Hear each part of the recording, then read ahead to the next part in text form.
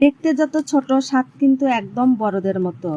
আজকে আমি আমার মিনি কিচেনে রান্না করব মিষ্টি লাউ ভাজি আর কলার মোচা। প্রথমে আমি মিষ্টি লাউগুলোতে মশলা মাখিয়ে নিব, এরপর গরম তেলে দিয়ে দেব। মিষ্টি লাউগুলো আস্তে আস্তে হলে আমি সেগুলো প্লেটে তুলে নেব।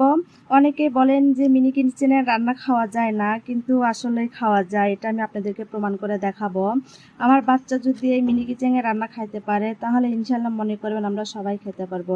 মিনি কিচেন মানে আসলে খেলনা ঘর না, এটা একটা দেখতে যত ছোট স্বাদ কিন্তু একদম বড়দের মতো।